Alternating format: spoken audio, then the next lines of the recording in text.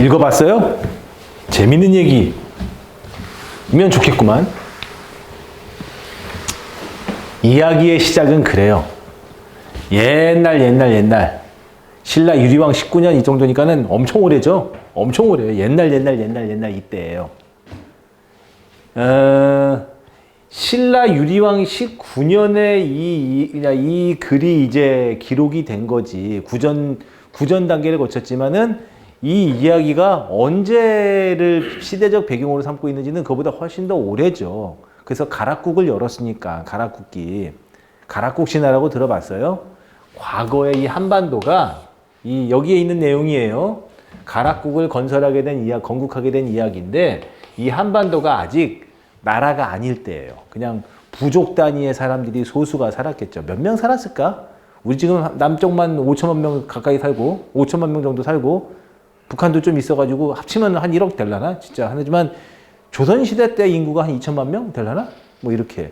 더 거슬러 올라가면 진짜 조금이었죠. 아직 이 한반도가 그 나라가 아닐 때. 나라가 아니라는 것은 첫 번째 법이 없고, 규칙 정도만 있는 거지.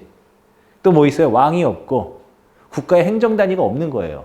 부족 집단 간에 싸우고, 원하는 게 주먹이 센 놈이 이기는 거지. 이런 시대였는데, 그 당시에 이 한반도는 9명의 우두머리, 추장, 대장이 다스렸다 그래요. 추장이라고 합시다. 그래서 이 9명의 추장을 이 가락국기 이야기에서는 구간이라 그래요. 구간. 이 간자가 우두머리 간자예요. 우두머리 간자. 그치? 내가 이 간에 대해서 이야기한 적도 있기는 있어요. 9명의 추장이 다스렸다 구간이 있는데 이 구간들이 다 모였나 봐요. 다 모여가지고 이야기를 한 거지. 아마 역사 공부했으면 들어봤을 거야. 이 구간들이 보면 마립간 뭐 이런 거 들어봤죠. 그런 것들. 걔네들의 조상들이에요. 얘기하는 거지. 야, 나라가 땅덩어리가 이러니까 맨날 싸우고 막 뺏어먹고 이러니까 안 되겠다. 우리가 나라를 세우자라고 그래요. 나라를 세우는 건데 옛날 이야기다 보니까는 상징적인 걸 필요로 하죠. 그게 누구냐면은 왕이에요. 왕. 우리가 왕을 추대하자 그래요. 왕을 추대하자고. 아마 실제 역사 속에서는 다른 이야기가 있었겠지만 이들이 선택한 방법은 뭐예요? 거기 정확히는 어디라고 말하긴 좀 그렇지만은 그래도 뭐 신라를 배경으로 삼고 있으니 아마 이쪽 어딘가에 여기다가 구지봉이라는 거북이 대가리 모양을 했나 아니면은 거북이의 형상을 했나 은 구지봉이라는 봉우리가 있는데 여기에 신령들이 이렇게 막 산신들도 나타나고 한다고 하니 우리가 여기에 올라가서 제사를 지내자. 그래서 집단적이죠. 집단적인 노래고요. 주술적인 노래예요. 네? 우리 여기서 제사를 지내자. 제사를 지내는데 제사의 목적은 뭐냐면 왕을 내려다 달라고 제사를 지내자. 그래서 이 얘기에 의하면 한 200, 300명 되는 사람이 함께 올라갔다 그래요. 왜냐면 여기 구지봉을 갖다가 터도 닦고 말끔하게 제단을 차려야 되니까. 지금이야 광화문 광장에 나가가지고 주말마다 가면은 막 수백 명, 수천 명 사람들 앉아가지고 거기서 시위하고 있잖아. 이 당시 200명, 300명이 특정한 목적을 위해서 모였다면 굉장히 많이 모인 거예요. 모여가지고 여기다 터를 닦고 아주 깨끗하게 만든 다음에 제단을 설치해가지고 하늘에다가 제사를 지내자라고 준비 다 끝났죠. 그래서 집단무가예요. 노동요구. 그러면서 부른 노래가 바로 뭐예요? 구지가죠. 그래서 내용인즉슨 이거. 원래는 구전되던 뭔가가 있겠지. 그것을 이렇게 이런 선생님이 한문으로 작성해 놓은 거겠죠. 구하구하 수기현냐 약불현냐 그냥 번작이 끼게 해가지고 해석하면 이렇게 되는 거야. 거부가 딱 봐도 한문의 해석이 아니지. 사람을 부르는 호격조사를 하루 써고 있잖아. 거부가 호격조사잖아. 호격조사. 야도 뭐뭐이다 마침표잖아. 종결음이죠. 한문의 어순이 아니에요. 어쨌든 했어. 이렇게 해서 구지봉에 올라가가지고 춤을 추고 노동을 하면서 하늘에다가 이제 제사를 지냈다 그래요. 내용인즉슨 거부가 이 거북이는 신령스러운 존재이자 여기가 구지봉이라는 걸 말해주는 걸 거예요. 시험에 다 냈어요. 신령스러운 존재다. 머리를 내어라. 여기서 이 머리가 왕이겠죠. 왕. 우두머리. 근데 재밌죠. 하느님한테 또는 신령님한테 부탁을 하는데 이런 식으로 부탁해요. 만약에 불현냐 내놓지 또는 드러내지 않으면 난 여기서 내놓으라고 해석을 했지만 왕을 우리에게 주지 않으면, 왕이 나타나지 않으면은 번작이, 번작이라는 말이 굽고 찌다, 태우다 이런 뜻이거든요. 번작. 그치? 번작이 끼야. 번작해서 그리고 끽 먹겠다 이런 얘기예요. 무섭지 않아요? 이상한 생각 안 들어? 만약에 교회에 가고 성당에 가고 우리가 절에 가면은 뭐 많이 해? 건강을 부탁드립니다. 이번 시험에서 꼭 합격하길 바랄게요. 예수님, 부처님 부탁드립니다. 기도드립니다. 합격하게 해주세요. 이런 말 하잖아. 근데 예수님한테 이번에 나 공무원 시험 떨어지면 죽어. 구워 먹어. 이런 식이죠. 이런 것들을 지금의 가치관으로 보면은 이해가 안 되는 거죠. 옛날 사람들이 신을 소통하는 방식, 옛날 사람들이 하늘에다 대고서 이야기를 소통하는 방식이 지금하고 달랐다는 걸 알아둬요. 어쨌든 간에 이 노래는 뭐야? 불렀어, 명령했어, 가정했어, 뭐가 위협하는 내용이 취하고 있죠. 아직 내용 안 끝났어요. 원래 원문이 이렇게 보면은 이렇게 있는데 이 중에 요만큼 부분이 아마 구지가일 거예요. 그랬더니 하늘에서 그래 어떻게 되느냐 했더니 월이를 내어달라 했더니 하늘에서 5개의 황금알이 싹 내려와요. 그리고 황금알이 내려와가지고 하나는 이 한반도에 머물러서 걔가 수로 왕이 되었고 그 다음에 수로 왕이 되어서 가락국을 만들었고 나머지 알들도 다 여기저기 뻗어나가가지고 다른 나라를 세웠다 이렇게 이야기하는 게 바로 가락국기죠. 가락국기. 그리고 거기에 삽입된 노래이기 때문에 스토리가 있는 노래지 서사적이죠. 4줄짜리 한역시가죠. 외울 필요는 없고 영군가, 임금을 모시는 노래다 영군가. 영신군가, 신 앞에서 임금을 모시는 노래다 영신군가. 수로왕의 강림을 기원했다. 이건 외워둡시다. 삼국유사에 기록된 내용이에요. 옛날 이야기니까. 이건 역사적인 기록이 아니잖아요. 현재 전하는 가장 오래된 집단적인 노래는 구지가입니다. 구지가. 그랬더니 재밌는 얘기 해줄까요? 꽤 됐는데 2010년대 중반쯤이었지. 어쨌든 중반쯤이었는데 여러분들 경주 가보면 알겠지만 경주에는 그냥 동네가 다니면 무덤이잖아. 그냥. 무덤이잖아.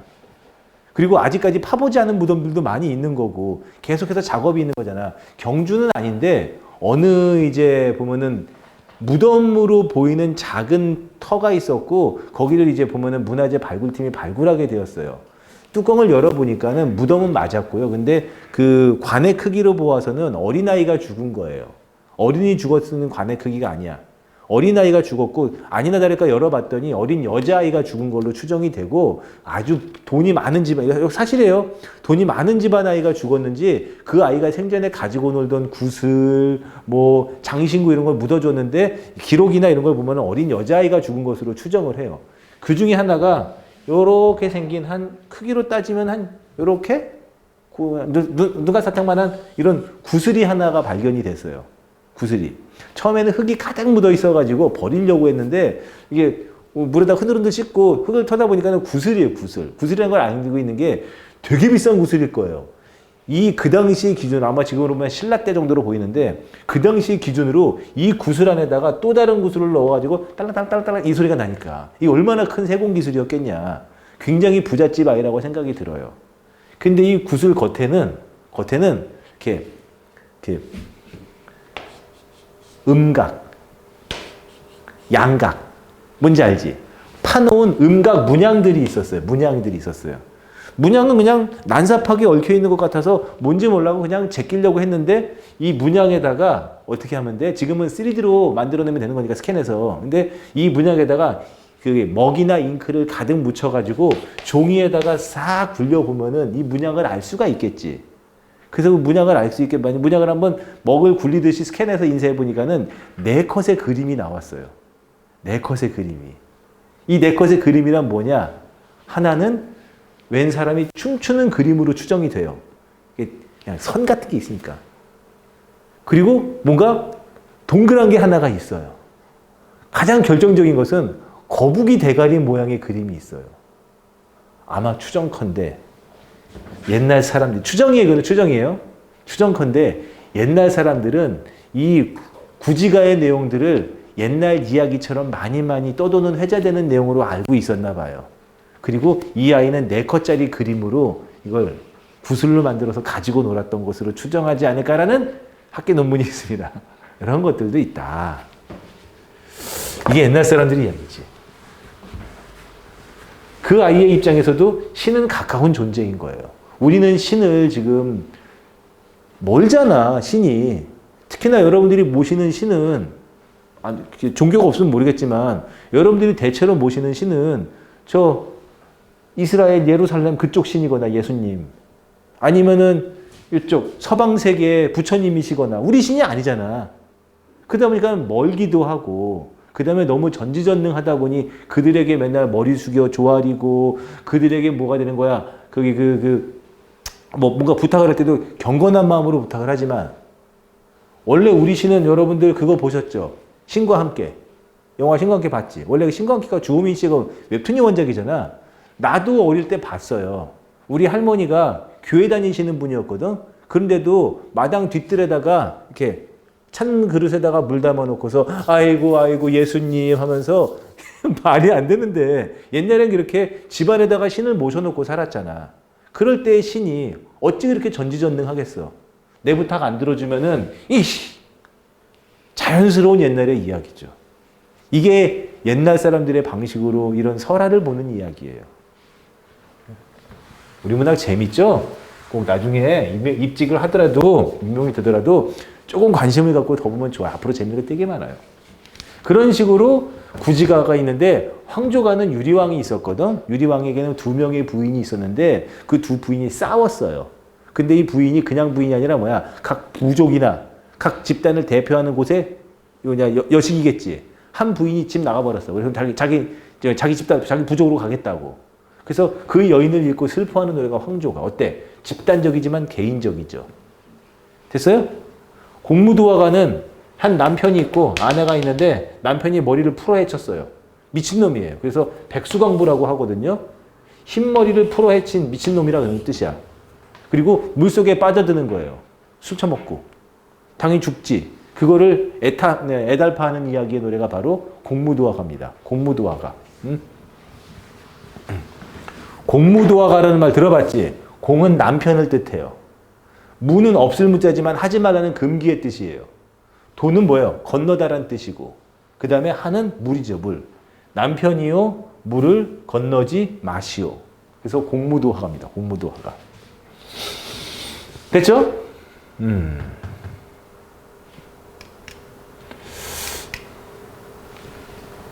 고대시가 끝! 우리의 고대 노래 끝! 알겠어요?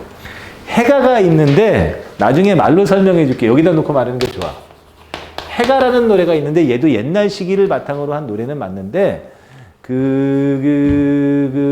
하여튼 해가는 향가하고 결합이 돼서 옛날에 부르던 노래 중에 하나예요. 내용이 구지가하고 형식이 똑같아요. 형식이. 이게 나중에 하겠지만 고대시가 해가가 있고 그 다음에 향가로서 헌화가가 있어가지고 여기 여러분들 책에는 해가가 있잖아. 그 내용인즉슨 뭐냐면은 구지가와 유사한 아주작이라고 했는데 그 말이 맞긴 맞거든요. 뭐냐면 같은 설화 안에 같이 들어있어요. 삼국유사 설화 안에 같이 들어있어가지고 보면은 남편이 있고 수로부인이 있어요. 수로부인. 혹시 들어보지 않아요? 수로부인이라고? 이 수로왕하고 다른 겁니다. 수로부인이 있는데 남편이 이제 관직을 받은 공무원이에요. 아주 고위 공무원이에요. 그리고 남편이 먼 곳으로 이제 그 강릉 쪽이지. 강릉 쪽으로 이제 발령받아가지고 여러 집안에 이제 보면은 어린 아래 것들하고 같이 이사 가는 중이에요. 근데 이제 기록에 의하면 이 수로부인이 엄청 예뻐요. 엄청 예뻐가지고 그냥 동네 남자들만 탐한 게 아니라 여러 놈들이 탐했어요. 근데 이 수로부인이 예쁜 걸 떠나서 또 좋은 것도 좋아해요. 그 중에 내가 꽃을 좋아하거든요. 먼저 헌화가가 먼저 나와요. 같이 강릉 쪽을 가다가 웬 절벽에 꽃이 피어 있거든요. 그 꽃을 사람들한테 얘기하지. 저 꽃을 누가 나에게 꺾어주지 않으래? 미친 거 아니야? 씨야, 그 절벽에 있는 꽃 꺾다 뒤지면 어떡할 건데? 꼭 그래야 되나? 보면 우리가. 약간, 이 여자 약간 좀 사이코패스 기질이 있어요.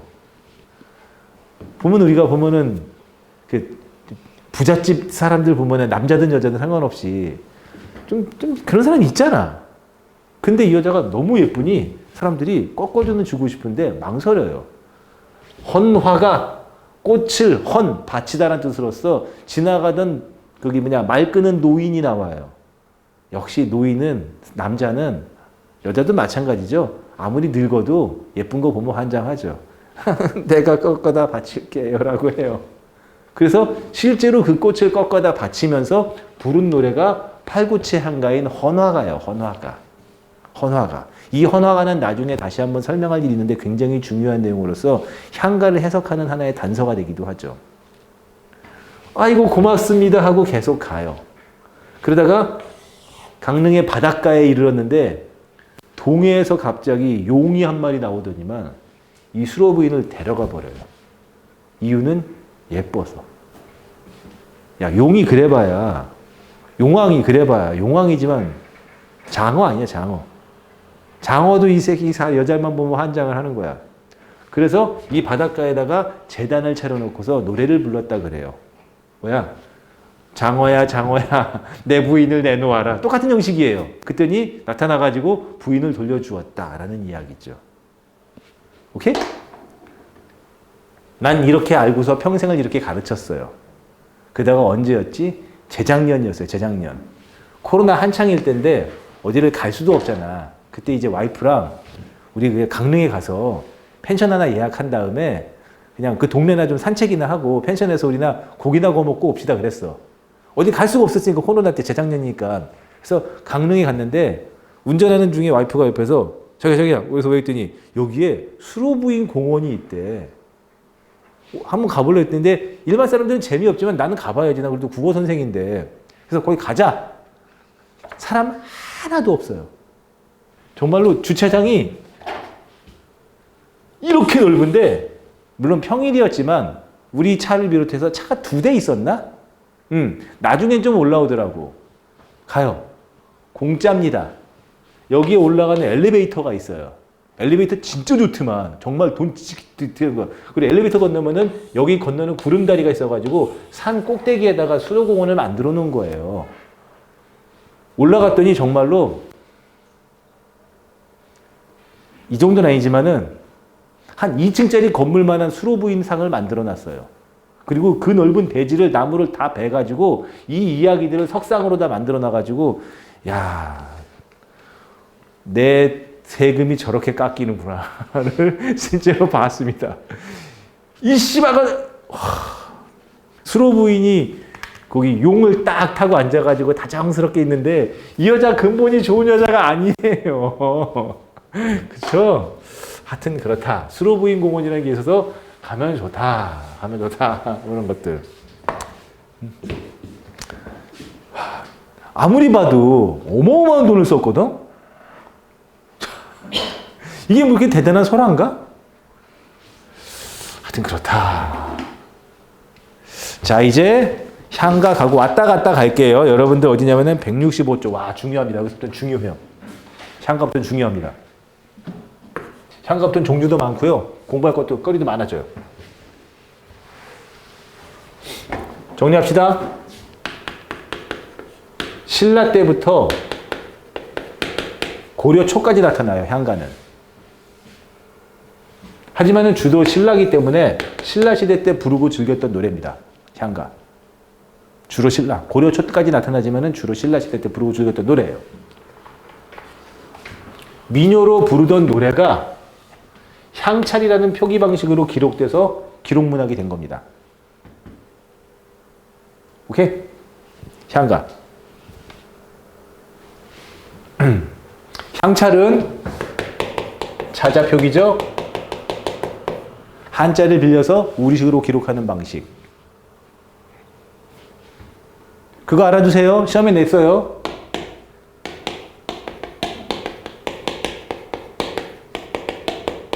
향가는요, 향찰로만 기록됐어요. 향가는 향찰로만 기록해서 전하는 문학이야. 다른 양식의 차자 표기는 쓰지 않았어. 근데 이 향찰 표기 방식이 향가 외에 다른 문헌에도 이렇게 보면은 곁들여 쓰이는 걸로 봤을 때 교과서는 어쨌든 간에 향찰은 향가를 기록하기 위한 표기 수단이다. 이렇게 교과서는 말하고 있는데 그게 정확하게 맞는 표현은 아니에요. 다른 문헌에도 보면은 향찰 표기 방식을 좀 특이하게 사용합니다. 하지만 이건 맞아. 향가는 모두 향찰로 기록됐다. 그치? 전부 다 개인이 창작한 노래로서 대표적인 노래가 뭐 제망매가, 찬기파랑과 서동요죠. 서동요죠. 이 중에서 아무래도 뭐 제일 중요한 건 서동요, 그 다음에 제망매가, 그 다음에 찬기파랑 가장 많이 출제가 됐고 그 중에서도 얘가 집중적으로 많이 출제가 돼서 아마 얘는 작품을 공부하지 않을까 싶습니다.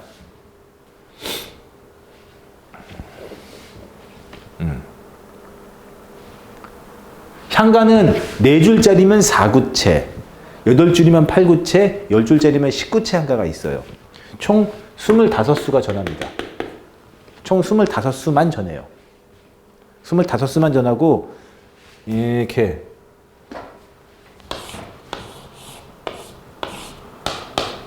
다섯 번 찍죠, 보통. 이런 식으로 해서 만약에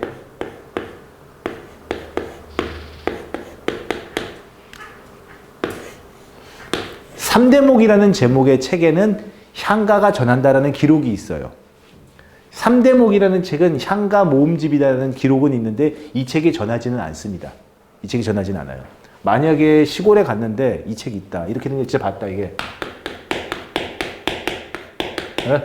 만약에 이 책이 있다 그러면은 할머니한테 꼭 얘기해. 할머니, 할아버지한테. 내가 실버타운 가시더라도 그 돈 내가 다 대고 그 다음에 평생 할아버지, 할머니 무덤까지 가실 때까지 내가 봉양 다 하겠다고 발가락 사이사이 깨끗이 닦아드리겠다고 말을 해도 돼요. 이 정도면. 알겠죠? 내가 매일매일 치석 관리하듯이 이빨 관리 다 해드리고 그치? 겨드랑이부터 다 닦아드리겠다고 해도 돼요. 이 정도면은 모든 걸 걸어도 돼요. 이 정도 만약에 3대목 나오면은 뭐 최소 보물 인정 이렇게 되니까 전해지지가 않아요. 소실되었을 걸로 생각해요. 이렇게 긴 시간 동안 찾아 헤매는데도 불구하고 안 나왔으니까. 그치? 이 중에서 이 세 작품이 제일 중요하니까 가장 먼저 공부해야 될 게 세 작품이고요. 그 다음에 추가적인 것들은 우리가 더 이렇게 공부해 보도록 하자고요. 25수만 전해요. 이 향가들은 전부 다 배경 스토리가 있어요. 이거 배경설화라고 하거든요. 아까도 내가 그랬지. 저기 구지가 황조가 이런 것들 옛날 이야기 해줬잖아요. 그런 것처럼 다 배경설화 옛날 이야기가 있어요. 요즘에는 비문학하고 문학을 많이 내다 보니까 많이 줄어서 그렇지 옛날에는 지식 형태의 문학을 많이 물어보던 옛날 시대에는 이런 배경설화도 다 외우고 있었어야 돼요. 옛날에는. 지금은 이제 그런 쪽은 아니야. 확실히 그런 쪽은 아니지만 그래도 이런 기본적인 작품들에 대한 배경설화 같은 것들은 같이 공부를 해야 됩니다. 언제 나올지 모르니까. 공무원 시험이 그렇잖아. 특징이 그렇잖아. 최근에 안 나온다 싶지만 언제 나올지 모르니까 다 공부는 해둬야 되는 거. 아까 얘기했던 거 헌화가. 결정적으로 이 모든 향가를 해독하게 한 것은 얘 때문이에요. 처용가. 이 처용가가 모든 향가를 가독하게 하는 단서이자 가장 중심적인 역할을 하고 그리고 곁들여서 헌화가도 약간의 역할을 하게 돼요. 참 3대목 하나 찾으면 얼마나 좋을까. 3대목 진짜. 어차피 훈민정음은 다 까발려졌으니까. 대부분의 향가들이 전부 다 불교적인 내용이 되게 많아요. 그래서 봐 원앙생가, 천수대비가 뭔가 어디서 봐도 딱 봐도 불교적인 거잖아요. 그치? 그러면 됐고 어디 보자. 165쪽에 시험에 나온 적이 한 번 있는데 뭐 그냥 읽자. 일단 신호염에 나온 적은 있는데 165쪽 거기 하단에 보면은 문헌에 삼국유사의 14수가 전하고 균여전이라는 책에 11수가 전한다. 뭐 이렇게 뭐 특성도 있고 그리고 한 장 넘어가시면은 166쪽에서부터 각각의 향가들 제가 여기다 정리를 한번 좀 해봤어요.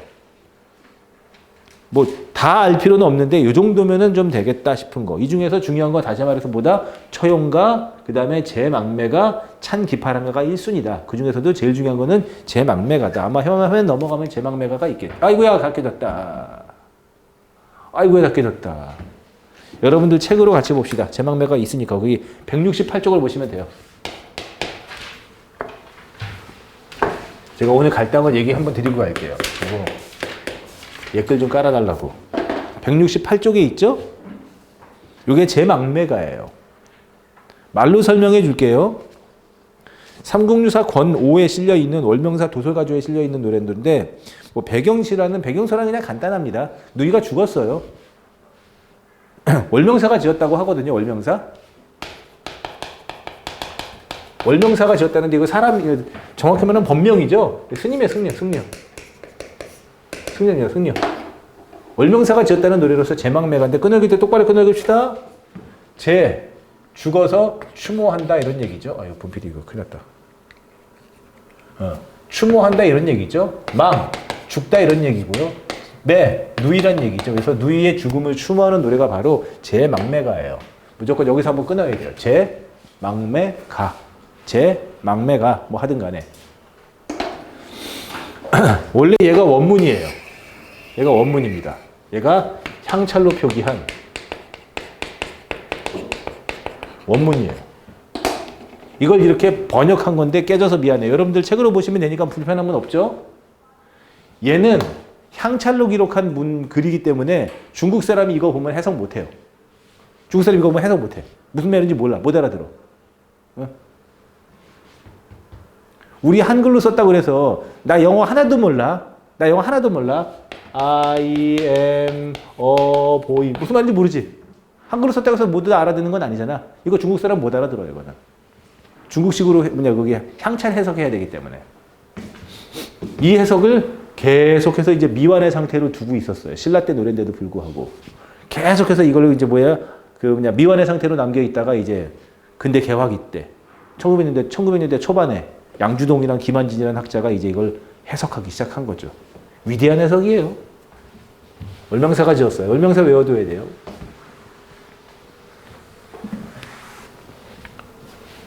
거기 볼래요? 책으로. 생사로 난 살고 죽는 길은 예 이샴에 여기에 있음에 저희고 두려워한다. 죽음에 대한 두려움이겠지.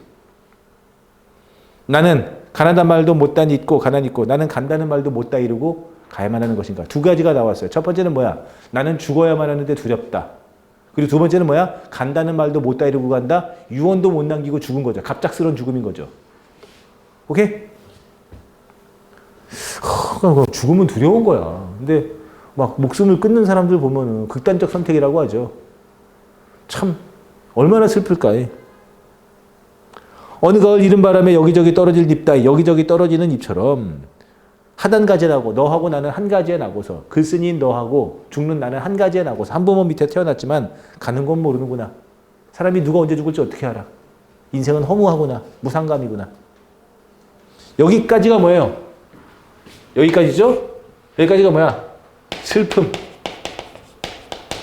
비장미야. 오케이? 하지만 마지막에 뭐라 그래? 아야 미타찰에서 맛보라 돌 닦아 기다리겠다. 어차피 미타찰이라는 극락세계에서 만날 테니 그때까지 돌 닦으며 기다리겠다. 라고 하면 뭐야? 숭고미로 끝났죠. 비장미가 숭고미로 전환돼요. 이런 것도 시험에 굉장히 많이 냈어요. 많이 냈어요. 공부해둬야 될 좋은 거. 지금 여기 깨져서 미안해요. 총 몇 줄이야? 10줄이지? 19채 한가. 10줄이지? 19채 한가. 8줄은 8구채, 4줄은 4구채. 오케이? 알아둡시다. 이거 시험에 내요.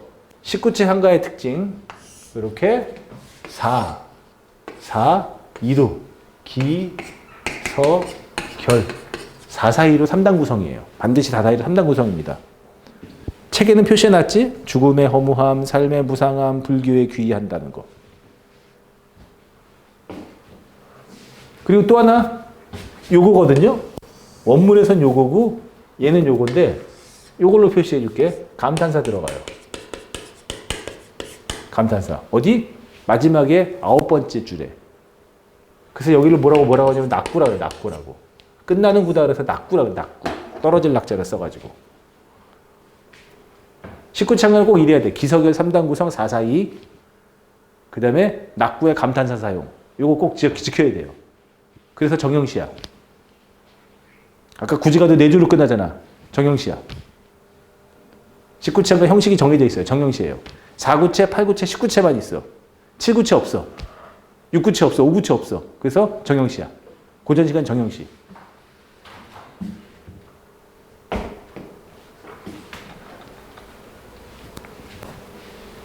승려 월명사가 죽은 누이의 명복을 빈 추모의 노래로서 일명 위망매영제가라고 한다. 뭐 있다. 뭐 서정성이 뭐 뛰어나다. 아무래도 그래도 향가 중에서는 제망매가가 제일 가장 그래도 좀 대표적인 작품이 아닐까 싶습니다.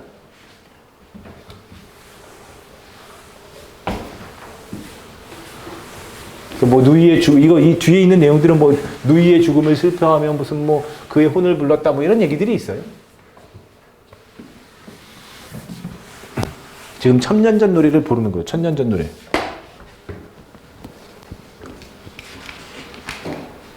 그 외에 나머지들도 공부를 해야 돼요. 뭐 찬기파란가 그 다음에 공부해야 돼요. 나머지들도 공부해야 됩니다. 그치? 이 중에서 이제 뭐 얘기해 준다면은 서동요는 서동이란 자가 있어요. 이 서자가 마서자예요. 여러분들 마 갈아가지고 먹잖아. 그 끈적한 거. 난 말을 그 어머니가 옛날부터 갈아줘가지고 먹었는데 내가 싫었어요. 끈적끈적해서. 근데 이 말을 또 일본식 튀겨 먹으면 맛있어요. 마튀김. 얘가 서동이란 자가 있는데 그 마을에 있는 그 나라에 있는 그치 선화공주가 좋아가지고 걔를 모함하고 다녔다는 그런 노래예요. 지금으로 따지면 큰일 납니다. 헌화관 얘기했고 처용가는 아마 할까 모르겠습니다. 공무원 시험에서 잘 다루질 않는데 안 다룬 건 아닌데 그 혹시 처용이라고 드라마의 소재로 쓰면 좋죠. 원래 이렇게 다시 한반도 동해 용왕이 있거든요. 근데 신라 때 이 신라 왕이 이 동해 쪽에다가 제사를 지내면서 그 동해 용왕에게 극진히 매년마다 제사를 드려줬어요. 그래서 뭐 잘 지내십시오. 아이고 장어 어르신, 뭐 거북이 어르신 해가지고. 그랬더니 이 동해 용왕이 신라에다가 와 고맙다. 네가 나를 위해서 이렇게 열심히 해주니 고맙다. 내 아들을 너에게 보낼 테니 그 아들을 갖다가 잘 애를 좀 가르쳐서 잘 써봐라 그래요. 그래서 처용이라는 용왕의 아들이 오게 돼요. 아무래도 용왕의 아들이니까 얼마나 똑똑하겠어요. 그래서 이 신라에서 얘한테 벼슬도 주고 집도 주고 결혼식 하라고 부인도 줘요. 그래서 잘 사는데 얘기 아마 들어서 알 거예요. 어느 날 이제 늦게까지 밤들이 놀이다 그랬다고 그래요. 밤늦게까지 놀고 이제 집에 들어오는데 집에 들어서 딱 봤더니 이런 이불에 다리가 4개야. 근데 2개 다리는 내 거지. 내 부인이니까. 근데 얘는 누구냐? 해가지고 호령을 해서 깨웠더니 이놈이 벌떡 일어났는데 봤더니 얘는 사람이 아니라 역신. 지금으로 따지면 이제 전염병, 코로나. 역신이었던 거예요. 그래서 얘가 처용이 혼을 확 내주고 용왕의 아들이야. 도력이 있어. 법력이 있죠? 확 그냥 없애버리려고 했다가 그냥 가라. 풀어줬다고 해요. 그랬더니 역신이 그래. 처용에게. 앞으로 내가 당신이 있는 곳에는 금접도 안 하겠다고. 그래서 그런지 조선시대 때까지 끝날 때까지 뭐예요? 처용은 하나 이제 좀 집안 내 벽에다가 붙이거나 부적으로 쓰는 하나의 뭐예요? 그 무속 신앙의 신이 돼요. 그래서 얘는 무속적인 노래입니다. 지금도 여러분들 네이버에다가 처용 이렇게 치면은 거기 그 가입하지 마. 그게 사주팔자 얼마 이런 거 연결이 많이 돼요. 모죽지랑과 죽지랑이라는 화랑이 죽은 것을 추모하는 노래 뭐 이런 얘기죠. 이런 얘기들이 전부 다 향가다. 다 배우게 된다. 다 배우게 된다. 하면 됐습니까? 아 깨졌어요. 오늘 내가 갈 때 김일태 선생님한테 꼭 말씀 한번 드려봐요. 여기 옛글이 깨지는데 함천을 도둠체 좀 넣어달라고.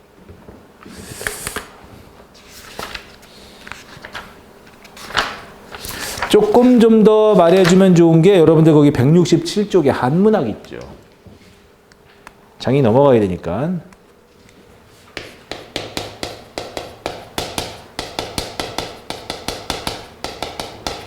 옛날부터 계속해서 한문을 써왔어요.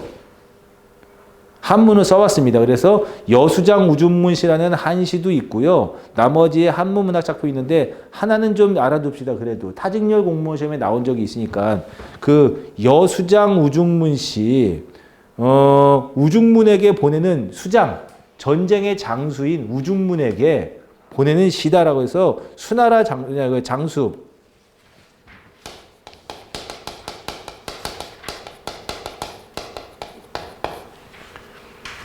수나라의 장수인 우중문에게 보내는 바치는 시다. 그래서 보면은 여수장 우중문시인데 이거 한시거든요. 왜 거기 밑줄 그어주세요. 가장 오래된 한시가 바로 여수장 우중문시예요. 책에 있죠. 거기 167쪽에. 뭐 이 중에서 나중에 혹시라도 배우게 될 만한 것이라고 본다면 뭐 화왕계 이런 것들은 아마 배우게 될 텐데 뭐 개원필경 뭐 이런 것까지는 좀 그렇고 토항소경문도 한번 얘기를 언급할 부분이 있다면 할 수도 있겠어요. 최치원이지.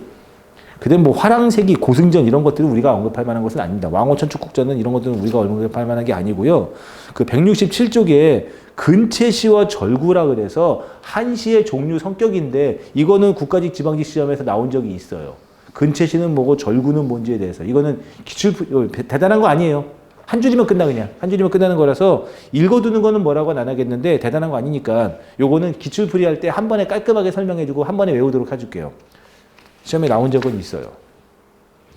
그래서 제망매가 찬기파랑가 있고 여러분들 170쪽에 하나만 좀 볼고 할까요? 제 170쪽에 그 제가야산 독서당하고 추야우중이 있는데 추야우중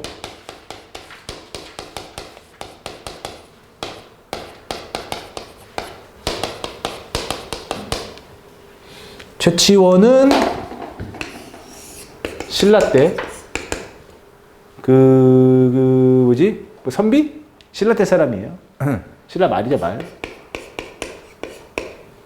그래서 뭐 최치원에 대한 유명한 일화는 그거죠. 그 중국 당나라에 때 당나라로 열 몇 살 되는 그 조그만 애가 가가지고 직접 과거급제했다고 해서 머리가 뛰어난 천재, 머리 천재, 공부 천재, 공부 천재. 어떤 쪽에 정확히 천재인지는 모르겠지만 하여튼 이 당시에 글 쓰고 공부하는 데는 천재야, 천재, 공부 천재. 뭐 인품이 얼마나 좋냐 그런 건 잘 모르겠어요. 그래서 벼슬을 높이 올랐어요. 그것도 그냥 벼슬도 아니고 당나라 벼슬이에요. 좀 우리나라는 지금 조금 그렇죠. 미국이나 이런 데서 좀 그냥 변호사 자격증이나 아니면은 의사 자격증 딴 게 여기서 통용이 안 되죠. 그렇죠, 통용이 안 되죠. 하지만 이때는 달랐지. 그리고 다시 신라로 돌아와요. 하지만 신라에서는 증용이 되지 못해요. 제대로. 왜냐하면은 이 사람이 그 육두품 벼슬에서 낮은 쪽에 속하거든. 그래가지고 알아두면 좋아요. 최치원은 울분이 있어요. 날 알아주는 현실에 대한, 날 알아주지 않는 현실에 대한 울분이 있습니다. 최치원 정도면 그럴 수 있다고 생각해요. 볼까요? 가을바람에 괴로이 읊조리니 세상에 날 알아주는 이가 없구나. 이 세상에서 날 알아주는 이가 없다 할 때 이 일을 친구로 보는 경향도 있지만은 정설은 아닙니다. 창밖엔 밤도록 비가 내리는데 등불 앞에 마음은 말리 세상 밖으로 나가고 싶은 거지. 추야 우중, 추야 가을밤에 우중 비가 오는구나.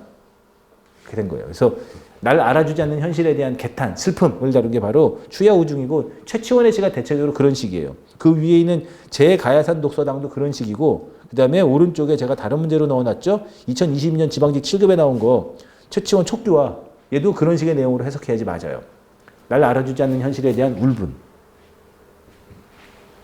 간혹가다 이런 사람들 봐요.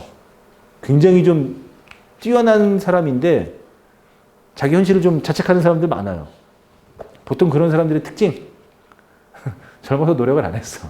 머리만 믿고. 그런 거 별로 좋지 않아요. 자, 그럼 됐죠? 조금 넘어가 봅시다. 174쪽에 고려시대에도 향가는 나타나요. 174쪽에 고려시대에도 향가는 나타나지만은 보현시번가는 우리가 공부해야 될 작품은 아닙니다. 이건 불교의 노래예요. 공무원 시험에 출제가 되지 않습니다.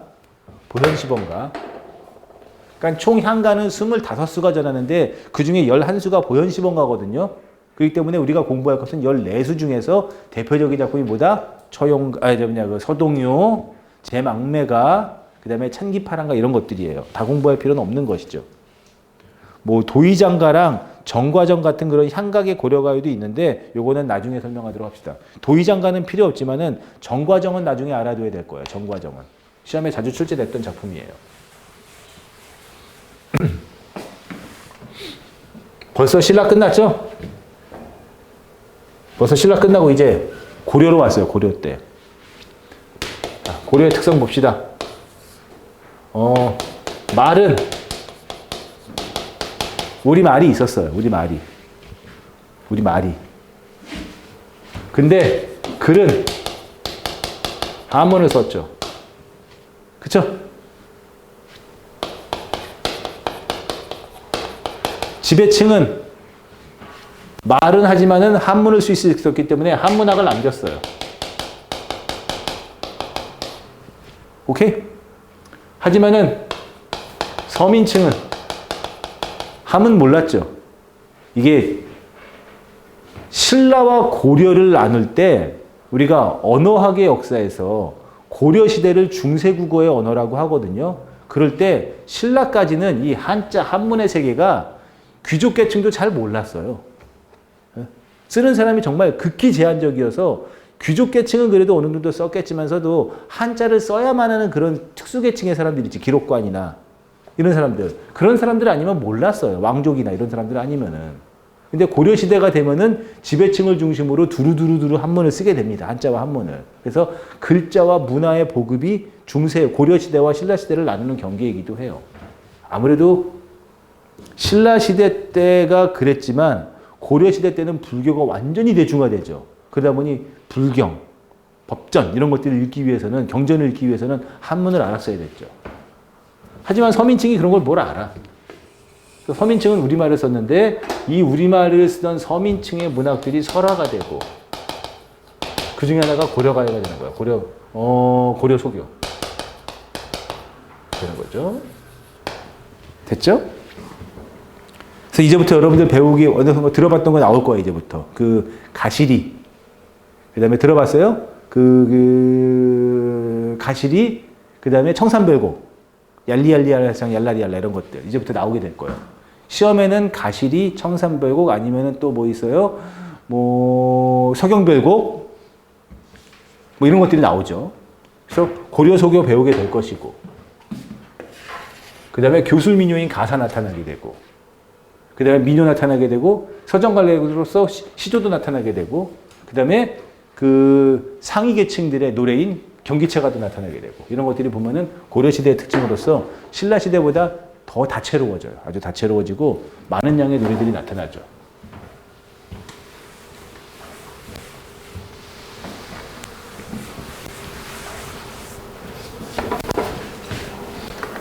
그래서 아마 요거 얘기하다 끝날 겁니다. 174쪽의 고려소교는 매우 중요해요.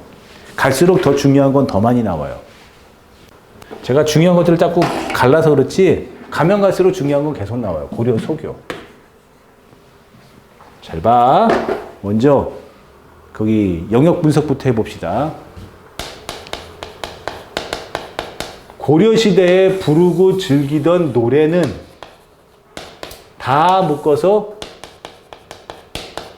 고려가요라 그래요. 고려시대 때 사람들이 서민이든 그 다음에 지배층이든 누구나 다 부르고 즐기던 노래를 고려가요라 그래요. 고려시대 때 노래니까. 근데 고려소교라고 해서 서민층이 말로 부르던 구전하던 민요가 있어요. 걔네들은 따로 묶어서 고려소교라 그래요. 소교. 고려소교다라고도 하고 그냥 소교라고 얘기도 하고 여요라고 부르기도 해요. 네? 그냥 고려소교 하면 돼요. 오케이? 그리고 경기체가라는 노래도 있어요. 경기체가. 경기체가는 철저히 귀족층의 노래예요. 주로 고려, 말에 많이 나타나거든요. 철저히 귀족 계층들의 노래로서 내용도 아주 재수없어요. 막 자화자찬하고 우리 잘 산다는 이야기를 하고 뭐 이렇게 하는데 어쨌든 경기체가인데 얘도 고려시대의 노래인 고려가요라고 부를 수는 있어요. 오케이? 근데 잘 봐. 이게 일반적으로 사람들이 쓰는 용어의 특징대로 가야 될 것 아니겠냐. 가야 될 것 아니겠냐. 남들이 다 BTS 하는데 나만 아직까지도 방탄소년단 하고 있으면은 좀 괜찮지 않나 그래도? 걔네 근데 이제 소년 아니잖아. 아이고 큰일 날 뻔했다. 저 대방고시학원 강의였으면 욕먹을 뻔했다. 그 친구들이 이제 청년이잖아요. 소년 아니잖아요. 어쨌든 남들이 다 BTS 하면 나도 BTS 해야죠. 방탄청년단이라 하더라도 지금 소년단이면 소년단이라고 해야 되겠죠. 잘 봐요. 얘는 경기체가들은 딱 따로 묶어서 경기체가라고 부르는데 이 고려소교 얘네들은 그냥 교과서에서 고려소교라는 말보다도 그냥 고려가요라는 말을 더 많이 써요. 얘네들을 두고서 고려소교들을 묶어서 고려가요라고 그냥 많이 해요. 거의 이게 1대1 대응하는 얘기들로 개념을 치거든요. 그래서 앞으로는 고려소교라는 말도 쓰겠지만 그냥 묶어가지고 고려가요를 할게. 그럴 때는 경기체가는 아닌 거예요. 이렇게 용어에 대한 정리는 좀 하고 들어가야 되죠.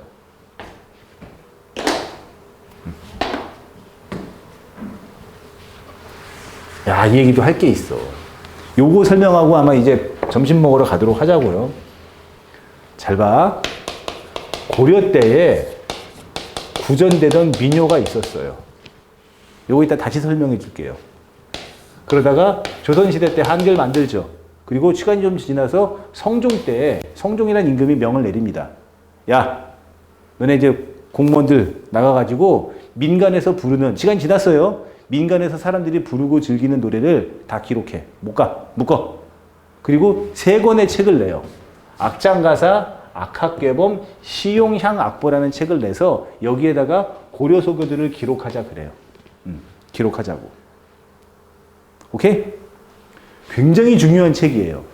단순히 노래만 있는 게 아니라 노래를 부를 때 입는 옷, 악기 이런 것들에 대한 격식과 이런 것들을 다 기록해 놓은 굉장히 중요한 책으로서 지금은 이 책들이 다 있는데 지난주 뉴스예요. 이런 것들을 책을 관리하는 곳이 있을 것 아니야. 이 개 상놈 새끼들이 이 책들을 관리를 제대로 못 해가지고 책이 지금 좀 먹고 다 썩어버렸어요. 이게 돼. 물론 다행히도 책이 한 권만 존재하는 것은 아니기 때문에 뭐 그것 때문에 문화재가 완전 없어지는 건 아니지만은 심각한 훼손이죠. 악장가사, 악학궤범, 시용향악보라는 책에다가 이 고려소교, 고려가요들을 기록해 놓았다. 이 책 이름 알아둬야 돼요. 악장가사, 악학궤범, 시용향악보는 고려소교를 기록한 책들이다.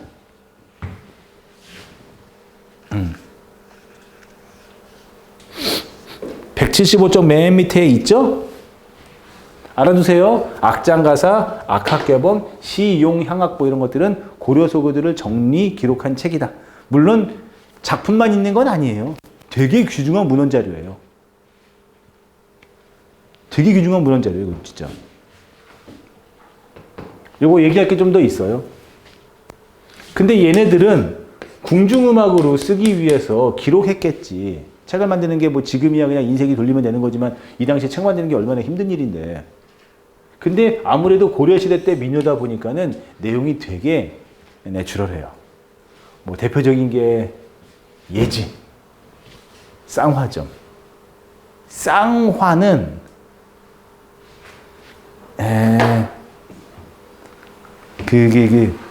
혹시 들어봤어요? 일본식, 원래는 중국에서 들어온 거야. 중국에서 유입된 것인데 일본에서 유입돼가지고 일본 애들이 좋아하는 과자를 화과자라고 그러죠. 화과자. 들어보지 않았어요? 화과자? 쌍화는 그 화과자와 같은 떡을 파는 가게 쌍화야. 쌍화. 오케이? 그래서 보면은 중국식 떡 과자 파는 가게 쌍화점이라는 가게가 있는데요. 거기는 쌍화 파는 쌍화 노인이 있어요. 근데 이 노인은 예쁜 처녀가 중국 빵, 떡, 과자 사러 오면은 그 여자 손목 잡는 게 일이야. 그 손목을 잡더이다 그러거든. 허허. 어때요? 궁중에 들어간 노래이지만 서민들이 고려시대 때 부르던 노래를 기록하다 보니 되게 좀 내추럴하고 내용이 솔직하죠. 우리의 가치관이 아니, 지금의 가치관이 아니잖아. 그래서 그런지 이따가 거기 밑에 이게 다시 설명해 줄게요. 이따가 점심시간 난 다음에 175쪽에 밑에 플러스 있죠. 플러스. 뭐 남녀 상열지산이 사리부재녀라 그래가지고 조선시대 선비들이 이 노래를 싫어했어요. 내용이 너무 좀 속되다. 속되다 이래가지고 좀 싫어했어요. 그런 내용인데 시간이 애매해가지고 여기서 끊을게요. 왜냐면 고려 속에 들어가게 되면 5분 안에 안 끝나니까. 여기 설명 끊을 테고 요거 쉬는 시간이 끝난 다음에 점심시간 끝난 다음에 다시 설명에 들어가도록 할게요. 식사 맛있게 하시고 이따가 2시에 뵐게요. 예.